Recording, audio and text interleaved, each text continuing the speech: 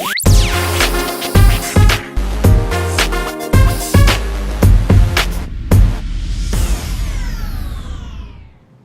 I'm Ashley Selman from Evolution Trainers in Mountain View, California. I'm here today with Steve Saxe, owner of Saxe Training, and we're going to talk a little today about the top three reasons why people aren't ready to start a workout program.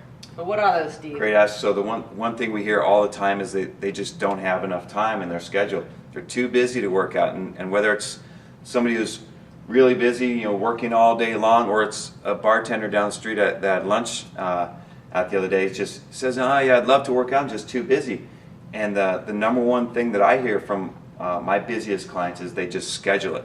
And if it's on their books as a top priority, they get it done and things don't overtake it in the schedule. So get it on the books. For sure, for sure. And remember that it doesn't have to be an hour's worth of workout. If you're doing the right things, it can be 20, 30 minutes and you can still get the benefits. Absolutely, Yeah. absolutely. Number two is that I'm already working out on my own. I already do cardio and yoga. I work out 3-4 hours a week. And to that we say that's great.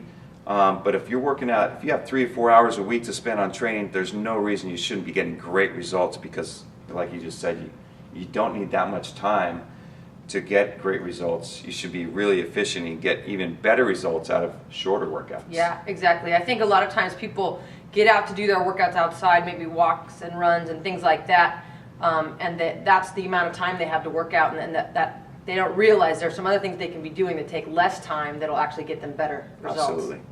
Number three is my favorite, and we hear when the trainers chuckle when we hear this one, but it's real. People say, I want to get in shape before I start with a trainer. And we say, what?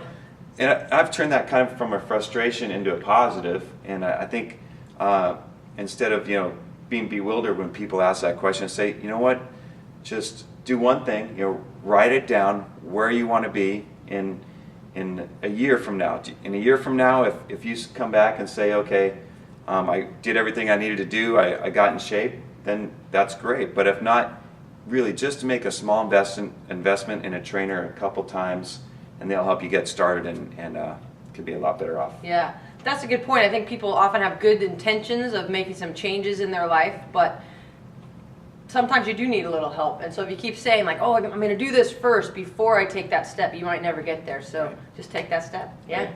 All right. Thanks, Steve. That was some great information, and hopefully it's got you thinking about what are your reasons you're avoiding training program, if that's you, and what things can you do differently to add that into your life to make your life better, healthier, give you more energy, all the great things that come along with being healthy and fit.